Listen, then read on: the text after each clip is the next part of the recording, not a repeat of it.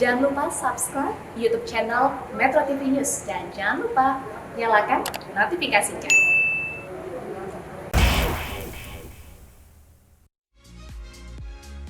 Kompetisi sepak bola Liga 1 Indonesia memang diwarnai masalah pelik pada musim 2021-2022. Gelombang pandemi COVID-19 varian Delta di pertengahan tahun 2021 diikuti gelombang varian Omikron di awal tahun 2022, membuat kompetisi terpaksa digelar di bawah prokes ketat dan tanpa penonton.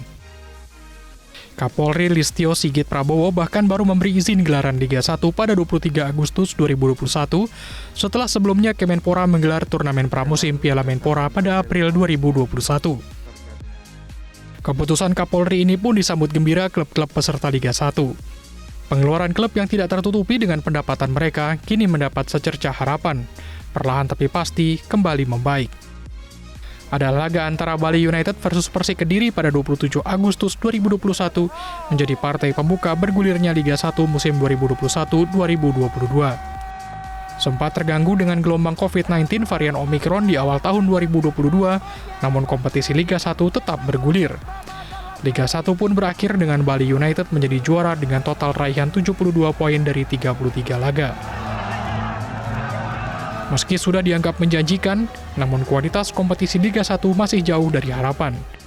Berdasarkan rilis peringkat kompetisi yang dikeluarkan AFC Desember 2021, kompetisi Liga 1 berada di peringkat ke-26 di Asia, jauh di bawah Thai League yang menempati peringkat 9 dan terbaik di Asia Tenggara. Situasi ini pun sempat dikeluhkan pelatih timnas saat ini Shin Tae-yong. STY mengingatkan pemegang kebijakan sepak bola di negeri ini harus bekerja ekstra keras untuk meningkatkan kualitas kompetisi. Mengingat tingginya kualitas kompetisi di banyak negara sejalan dengan prestasi yang diraih timnas negara tersebut.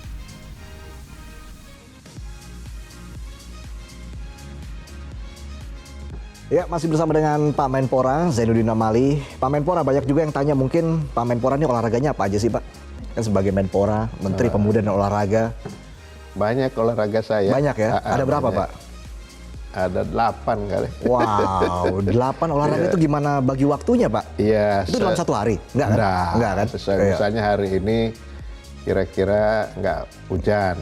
Nah, saya turun ke bawah maintenance. Oke. Kalau hujan maintenance meja atau main bulu tangkis kan itu di dalam ruangan kan gitu. Oke. Akhir minggu selalu ada undangan untuk membuka turnamen golf. Ya saya main golf juga. Oke. Nah, itu. Kira-kira gitulah. Jadi banyak juga agendanya ya untuk khusus untuk olahraganya itu, Pak ya? Iya, ya namanya Menteri Olahraga. Iya. Mungkin saya menteri yang kegiatannya banyak itu di akhir pekan. Oke. Karena kegiatan olahraga itu Betul. kan Jumat, Sabtu, Minggu. Oke. Dan semua mengundang, semua mau didatangin. Sampai ke berbagai provinsi, kabupaten, kota. Ya sudah, sepanjang saya bisa, saya datangin. Oke, iya, dan juga Menteri Pemuda dan Olahraga harus sehat selalu ya, Pak Menpora ya. Nah itu olahraganya banyak tadi. Iya, makanya. Oke, karena ini acaranya bola kan, Ya. kita juga harus bahas bola juga. Oke. Ya kan Pak Menpora. Ini gimana Pak, kalau melihat sejauh ini 3 tahun, hampir 3 tahun menjadi Menpora, bagaimana sih Pak melihat sepak bola kita? Iya, kita sebenarnya ada peluang untuk maju ya, tetapi karena terhenti pandemi. Oke. Dengan pandemi itu kemudian kompetisinya berhenti. Ada satu kejadian yang saya pasti akan teringat terus itu. Apa itu? Ketika saya membuka liga di Batakan waktu itu di Balikpapan, Stadion Batakan. Saya buka sekitar jam 7:30 waktu sana ya. Jadi 19.30 saya mulai itu. Kemudian 9:30 harus saya hentikan. Karena waktu itu COVID-nya sudah mulai naik. Saya dapat telepon dari Jakarta, ini hari ini sudah mulai naik. Kan kita kaget, di awal-awal COVID itu kan kaget semua kita. Akhirnya ada Ketua Umum PSSI, Pak Muhammad Iryawan, kebetulan lagi ada di stadion nonton. Saya tanya, Pak Ketum, lengkap nggak pengurus? Atau paling enggak mayoritas enggak? Oh ya ada Pak, ada Wakil Ketua Umum, ada Sekjen. Waktu itu kemudian ada Esko ya. Oke, kita rapat. Jadi darurat kita rapat di stadion itu untuk memutuskan kompetisi harus berhenti. Bayangkan. Hati hancur dong ya. Oh, 2 jam sebelumnya bersemangat saya. Iya. Saya bilang kita akan mulai sepak bola kita dan sebagainya. Tiba-tiba 2 jam kemudian saya harus minta PSSI untuk menghentikan itu karena pandemi. Nah, sudah diawali dengan basket menghentikan. Ya. Kemudian voli juga menghentikan. Kan ini cabang-cabang olahraga yang dikelola kompetisinya secara profesional. Saya sudah dapat kabar ini sudah berhenti pas di Malang kalau nggak salah basket, kemudian voli lupa saya di mana. Belum selesai kompetisi dari itu, sehingga bola mau nggak mau harus ikut. Apalagi bola kan penontonnya luar biasa. Ya. Karena COVID lagi naik-naiknya, saya mendapatkan itu, saya juga tidak mau ngambil resiko. Kita kan waktu itu kaget karena belum tahu seperti apa pandemi ini, corona ini waktu itu. Nah itu yang saya kira akhirnya membuat kita terhenti. Nah ada satu yang juga menjadi masalah buat kita, karena kita menjadi tuan rumah U20 tahun 2021. Ya. Bisa dibayangkan timnas kita tidak bisa bertanding, kan? Satu generasi hilang gitu ya. Bisa hilang. Itu yang saya luar biasa juga harus putar otak seperti apa gitu ya. Karena kita sudah terlanjur ditunjuk menjadi tuan rumah FIFA World Cup Under-20. Betul. Nah itu yang akhirnya ya keluhan banyak di sana sini. Makanya begitu mulai ada harapan, ya ada harapan kita boleh melakukan pertandingan tanpa penonton. Nah, saya bersama-sama PSSI tentunya, saya bilang saya akan coba bantu untuk meyakinkan pihak kepolisian bahwa kita bisa mulai ini. Dan ini kebutuhan karena waktu itu pelatih Sintayong mengatakan kalau nggak ada kompetisi gimana saya bisa lihat anak-anak. Betul. Saya beranikan diri untuk memulai itu. Memang waduh hujatan dan sebagainya pada saya luar biasa karena COVID-nya lagi tinggi kan waktu itu. Saya bicara dengan Pak Kapolri, Pak Listio Sigit. Saya sampaikan, Pak Kapolri, ini ada kebutuhan kita karena kita menjadi tuan rumah tahun 2021. Kemudian beliau minta jaminan. Akhirnya saya secara pribadi saya menjamin itu. Kemudian saya minta juga Pak Muhammad Iriawan, Ketua PSSI, Kang, saya bilang ini harus dijamin. Dijamin pertama tidak akan jadi klaster. Dan kemudian tidak ada penonton. Itu bagaimana membuat sadar para penonton yang biasanya ada di stadion supaya mereka tidak datang, itu memang bukan pekerjaan mudah. Nah, dengan segala resiko turnamen pramusimnya dinamakan Piala Menpora. Iya. Jadi resikonya di Menpora. Oke, tapi kalau dilihat sekarang berarti bahagia sekali ya Pak Menpora ya dengan penonton sudah membludak di stadion seperti dan itu. Dan waktu itu nggak ada klaster, itu yang saya senang betul. Itu. Coba kalau ada klaster, namanya klaster Piala Menpora. Bisa dibayangkan dari saya. Efeknya bagaimana? Dan itu sudah banyak kalangan yang minta itu dihentikan. Jangan. Bahkan saya dianggap tidak memperhatikan nyawa manusia. Tetapi saya kira kita harus kerjakan, yang penting kita pastikan bahwa semua item untuk menjaga protokol kesehatan. Saya itu pegang checklist, Reza. Sampai saya mulai dari di mana bus pemain itu datang. Oh ya? Ya, benar. Saya simulasi dengan panitia. Mereka turun di sini, kemudian kemana? Saya ingat itu di Stadion Madia. Tapi memang harus detail itu ya. Oh iya. Dalam situasi yang genting seperti itu ya memang ada ada out of the box lah. Oh iya dong. Ini namanya Piala Menpora kan saya tanggung jawab. Jadi kamar ganti saya periksa. Masuk ke sini, dari sini kemana mereka. Detail. Jadi saya kayak pegang checklistnya itu, saya cek, oh ini oke. Ini baik. Bekas minum pemain di mana? Kan biasanya suka diambil oleh temannya minum lagi. Itu nggak boleh, harus ada teman sampah. Sampai gitu saya awasi. Kemarin saya sempat berbincang ya dengan pelatih timnas Indonesia, Sintayong begitu. Dia kaget loh Pak. Kenapa kok liga kita itu bisa di luar 5 besar di kelas di level Asia Tenggara. Harusnya kita tuh ada di 1 atau 2, peringkat 1 atau 2. Sementara di level Asia bahkan saat ini kita ada di luar 20 besar, Pak. Ini masalahnya di mana sih, Pak? Ya, saya kira memang kita tidak bisa menyalahkan satu pihak. Memang ini environment kita yang memang harus kita perbaiki, dan saya punya harapan sekarang kan komunikasi antara pemerintah dengan federasi sangat bagus ya. Saya kalau ada apa-apa langsung telepon, WA ke Ketua Umum Pak Muhammad Iriawan, Kang ini begini, langsung beliau respon. Jadi salah satu yang menjadi kunci adalah hubungan antara pemerintah dengan federasi. Apa yang biasa dikeluhkan oleh Pak Ketum itu, Pak Ketum PSSI kepada Anda? Iya, pertama mereka sampai hari ini kan belum ada training camp. Ya. Karena itu Sintayong juga minta itu kan. Ya. Nah, saya bilang sebelum kita punya training camp yang permanen, saya akhirnya usahakan untuk di UPI Bandung dulu. Oke, jadi training center minjem dulu nih di Ya, UPI Bandung untuk sementara. Untuk sementara, oke. Ya, karena ini sepak bola cabur yang ada impresnya. Impres nomor 3 tahun 2019. Itu percepatan pembangunan sepak bola nasional, dan itu harus saya kerjakan.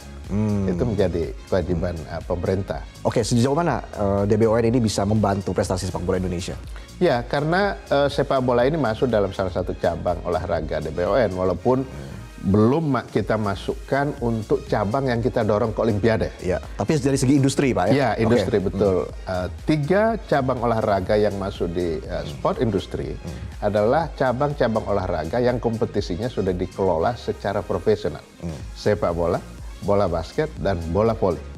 Oke, khusus untuk sepak bola, memang kita ada payung hukum satu lagi adalah Impres nomor 3 tahun 2019. Sekarang kita juga sedang dorong, tapi bersamaan secara paralel dengan DBON. Oke. Itu dan dengan teman-teman PSSI kita sudah komunikasi terus, terutama pembinaan di junior. Ya, penting junior itu. Luar biasa. Kita barusan mendapatkan kabar di Papua juga sudah muncul akademi sepak bola untuk membina junior, itu yang didukung oleh Freeport Indonesia. Saya kira arahan Bapak Presiden kepada saya supaya sepak bola ini harus maju, itu saya akan kerjakan betul. Oke, nanti kita juga akan membahas sejauh mana sih Anda melihat progres dari timnas Indonesia ya. Ini penting juga nih, karena ternyata kabarnya pelatih Sintayong ini ternyata yang menggaji itu Kemenpora itu. Nah, nanti dijawab sesaat lagi ya pemirsa, setelah headline news pukul 23 waktu Indonesia Barat. Tetaplah di Soccer Time.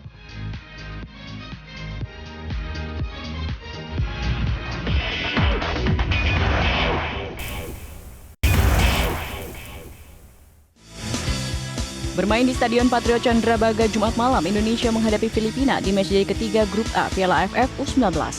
Demi menjaga kans untuk lolos ke babak semifinal, tim Garuda Nusantara mengambil inisiatif bermain menyerang sejak awal laga. Meski Sintayong merotasi beberapa pemain, namun Indonesia bisa unggul di menit ke-16 lewat eksekusi penalti Rabbani Tasnim.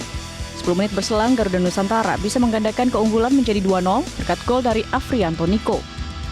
Namun 2 menit berselang, Filipina merespon melalui tendangan keras Justin Lawrence. Jelang turun minum, skuad besutan Sintayong menjauh 3-1 setelah Rabbani Tasnim membobol gawang Filipina lewat titik putih. Usai turun minum, Rabbani mencetak hat-trick dengan sundulan kepala pada menit 49. Indonesia unggul 4-1 atas Filipina.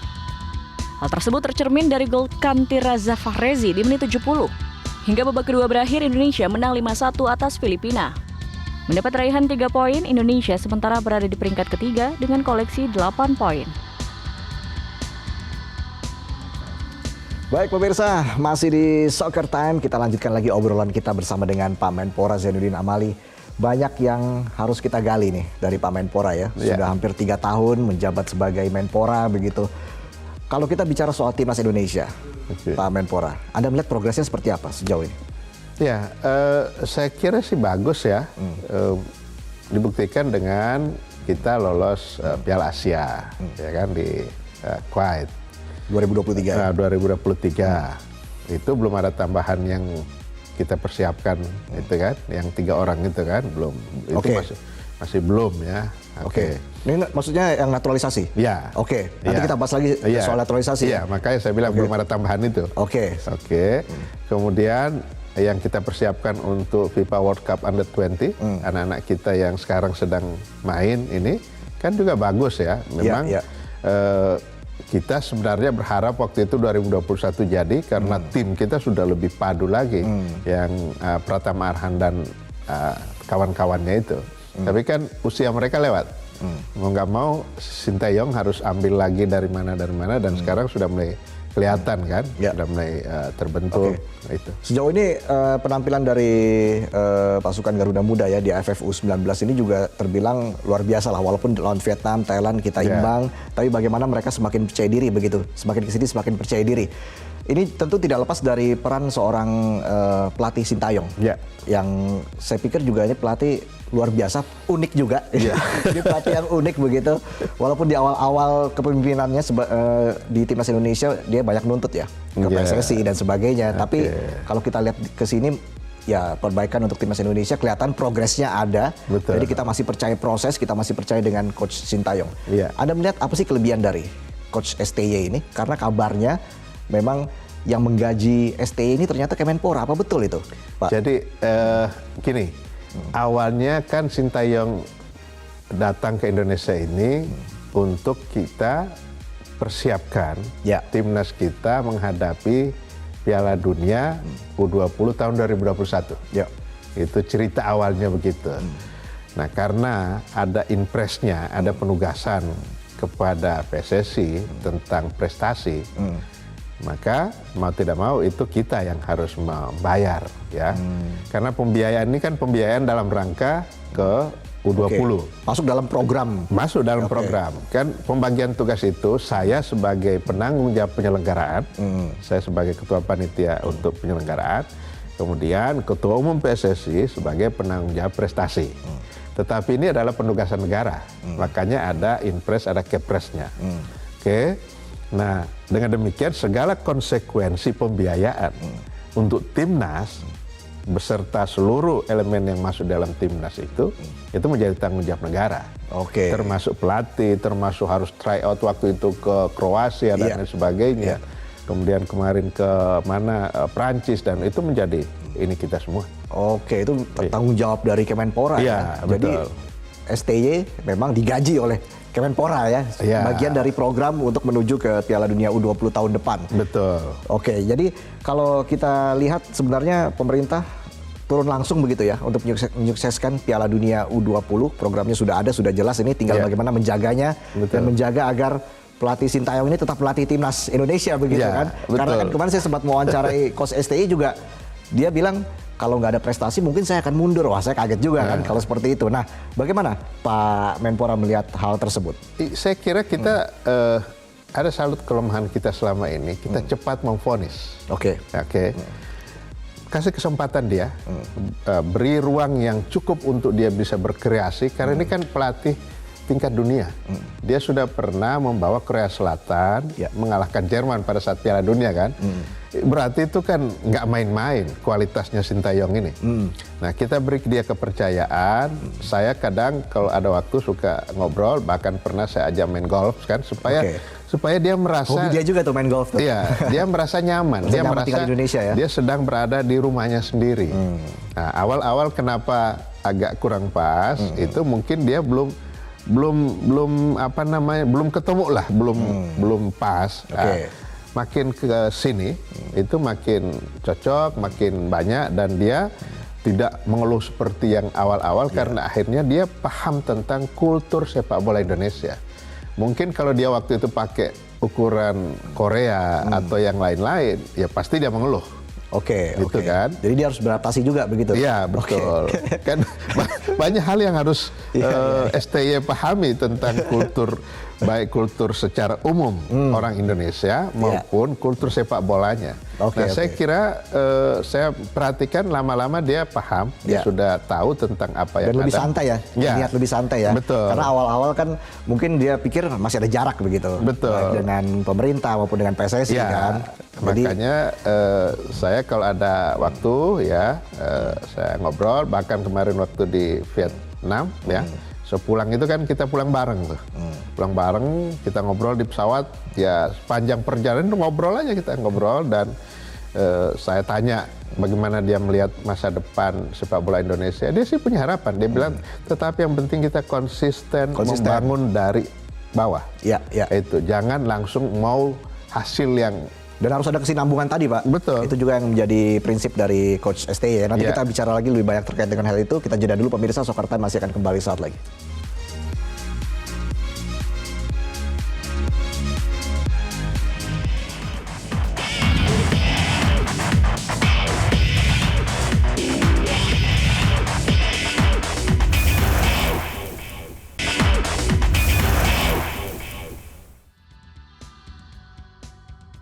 Sejumlah hasil mengesankan diraih tim nasional Indonesia dalam 2 tahun terakhir ini. Yang teranyar tentu saja keberhasilan skuad Garuda lolos ke putaran final Piala Asia 2023.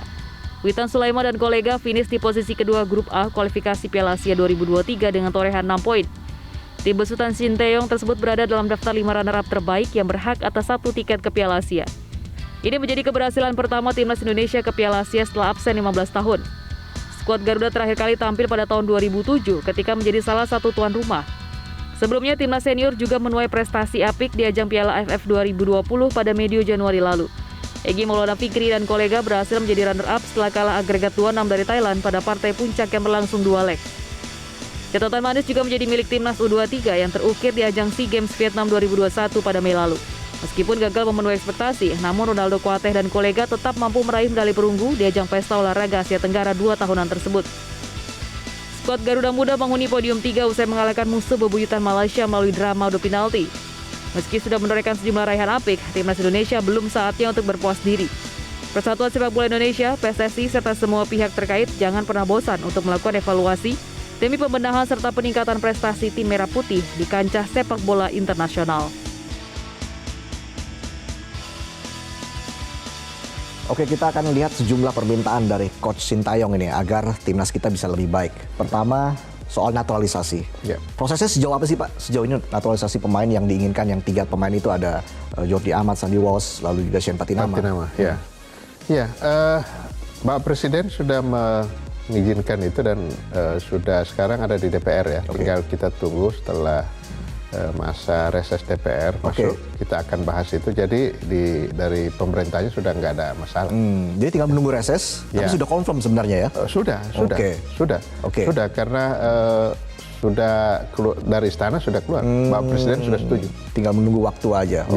Permintaan berikutnya nih, Coach STI juga meminta agar lawan-lawan uji coba dari timnas Indonesia itu kalau bisa tim 100 besar FIFA. Ini bagaimana Kemenpora merespon hal itu? Ya, kalau memang itu ditujukan untuk bisa meningkatkan kualitas anak-anak kita yang kita persiapkan untuk FIFA World Cup Under-20, kita akan okekan. Karena gini, Reza, arahan Pak Presiden, Pak Jokowi ke saya. Apa itu? Beliau sampaikan begini, Pak Jokowi sampaikan ke saya, mau berlatih dimanapun, okekan. Mau ambil pelatih seperti apapun, okekan. Jadi Pak Presiden juga sangat intens memantau timnas ya? Sangat intens. Bahkan pada saat kualifikasi Piala Asia yang di Kuwait itu, beliau nonton semuanya. Bayangkan. Jadi saya waktu ketemu di istana dengan Pak Presiden sampaikan, ini bagus ya anak-anak sudah main dari bola dari kaki ke kaki. Jadi begadang tuh ya? Iya. Jadi diulas oleh Pak Presiden tentang mainnya anak-anak. Gitu. Jadi makanya saya semangat kerja karena Presiden juga memberikan arahannya jelas untuk sepak bola Indonesia. Dan dari awal sebelum kita mendatangkan Sintayong, beliau sudah sampaikan begitu. Mau berlatih di mana saja, mau ambil pelatih seperti apa, silahkan lakukan. Karena saya ingat dulu kata-kata Pak Presiden ketika melantik Anda, sepak bolanya ya Pak. Nah dari situ langsung tancap gas begitu ya. Betul. Jadi karena memang perhatian Pak Presiden untuk sepak bola begitu luar biasa, sehingga saya juga harus kerja sesuai dengan arahan beliau. Makanya Sintayong mau butuh waktu itu kan dia butuh training camp. Nah untuk sementara karena waktu belum memungkinkan untuk kita bangunkan yang permanen, ya saya pakai di Bandung dulu. Dan itu representatif. Lapangan ada, laboratorium sport science-nya ada, gymnya ada, untuk jogging track-nya ada, hotelnya ada, di UPI itu lengkap, UPI Bandung. Yang terbaru soal bidding tuan rumah Piala Asia 2023 atau tahun depan. Sejauh apa sih Pak progresnya dan peluangnya akan seperti apa nanti? Pada saat PSSI meminta persetujuan pemerintah untuk kita bidding, saya lapor Pak Presiden. Spontan Pak Presiden ambil. Ya, jadi Pak Presiden, Pak Jokowi memerintahkan pada saya untuk ambil. Tentu yang akan bidding kan PSSI. PSSI, teman-teman PSSI sudah datang ke AFC untuk menyatakan kesediaan dan sudah kirim surat. Nah, kita tinggal tunggu.